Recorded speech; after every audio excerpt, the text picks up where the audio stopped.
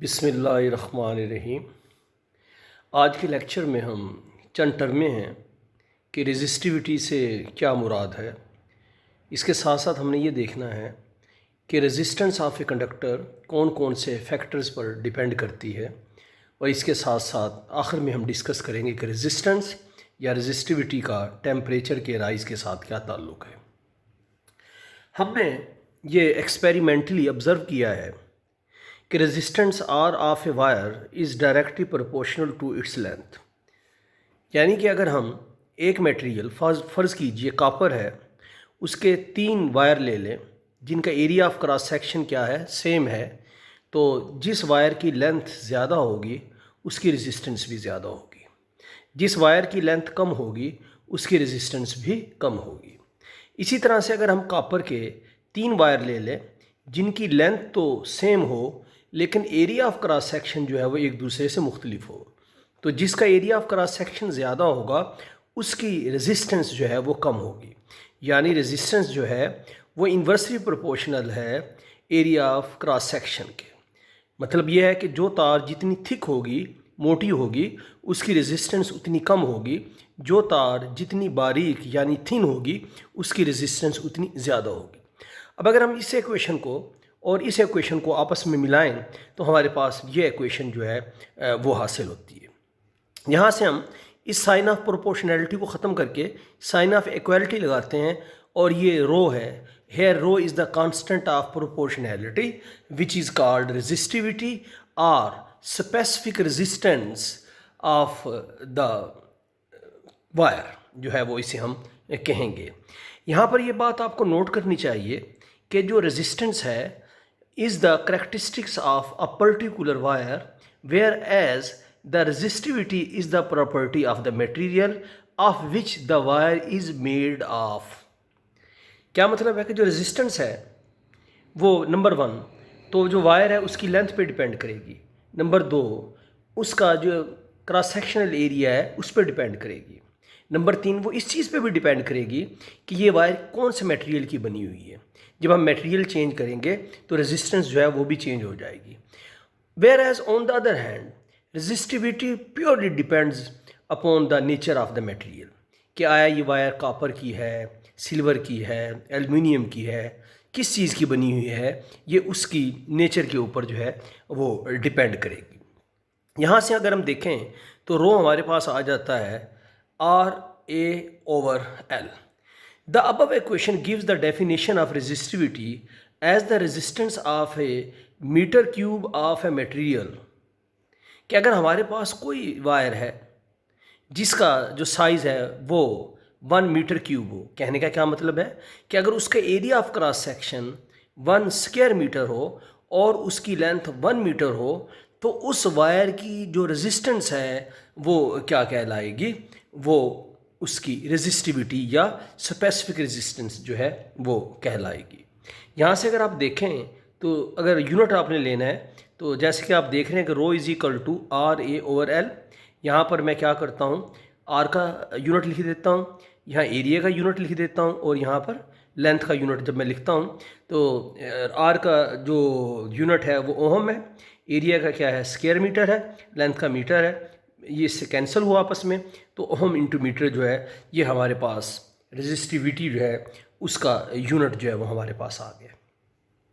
इसके साथ साथ हम एक और टर्म भी डिफाइन करते हैं जिसे हम कहा करते हैं कंडक्टेंस। कंडक्टेंस क्या है? It is the reciprocal of resistance.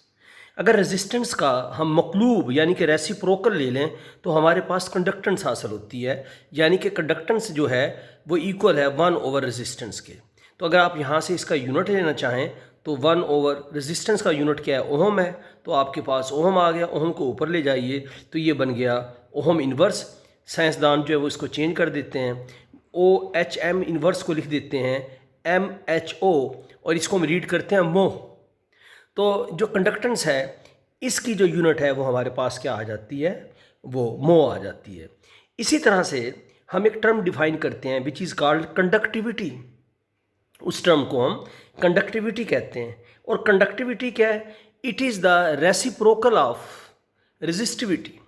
अगर हम रेजिस्टिविटी का रेसिप्रोकल ले लें तो वो कंडक्टिविटी कहलाता है, यानी कि कंडक्टिविटी हमारे पास आ गई सिग्मा इज इक्वल टू 1/रो जो है वो हमारे पास आ गया।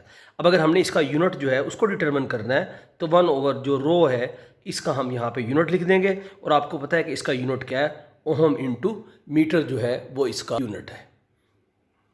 तो जैसा कि मैं आपको बता रहा था कि जो कंडक्टिविटी है इसका यूनिट हमारे पास होगा क्या, reciprocal of unit of the resistivity होगा ओहम इनवर्स मीटर इनवर्स। लेकिन आप जानते हैं कि आप ओहम इनवर्स को मोह लिख सकते हैं, तो हमारे पास कंडक्टिविटी का ऐसा यूनिट आ जाएगा, मोह पर मीटर जो है वो हमारे पास जो है वो आ जाएगा। ये बात अब आप अपने जहन में रखें कि सिल्वर और copper are the two best conductor, that is why the most electrical wires are made of copper, के ज़्यादातर जो है वायर्स वो कॉपर की बनाई जाती हैं। अब हमने थोड़ा सा डिस्कस करना है कि रेजिस्टिविटी या रेजिस्टेंस टेम्परेचर पे कैसे डिपेंड करती है। अगर हमारे पास एक मेटालिक कंडक्टर हो तो हम जानते हैं कि जैसे जैसे उसके टेम्परेचर में इजाफा होता है उसकी रेजिस्टेंस और रेजिस्टिविटी भी बढ़ती चली जाती है। जब किसी वायर या कंडक्टर जो मेटालिक कंडक्टर है उसके टेम्परेचर में इजाफा होता है तो दरअसल उसके एटम जो हैं they starts to vibrate with longer amplitude, और उनकी जो फ्रीक्वेंसी ऑफ मोशन है उसमें भी इजाफा हो जाता है। नतीजा क्या निकलता है कि वो एक ग्रेटर कोलिजन टारगेट जो है ऑफर करते हैं to the following electrons are the charges. हमें पता है कि रेजिस्टेंस क्या है, कि when the charges are flowing through a conductor they collide with the atoms of the metallic conductor, उसके जो मेटालिक कंडक्टर है उसके एटमों के साथ टकराते हैं। So there motion is opposed because of the presence of these atoms, and this hindrance in the motion of electrons is called resistance. So when they move, they collide with the atoms, so they lose their kinetic energy, and consequently the vibrational kinetic energy of the atom also increases. In this way the amplitude of the atom increases and their frequency of motion also increases. So they offer a greater target. They offer a greater target, big target, that is the collision cross section of the atom increases with the increase in temperature. This makes the collision between electrons and the atoms in the lattice more frequent, and hence the resistance of the conductor increases. As the current keeps on flowing, the temperature of the current also increases, so its resistance or resistivity also increases.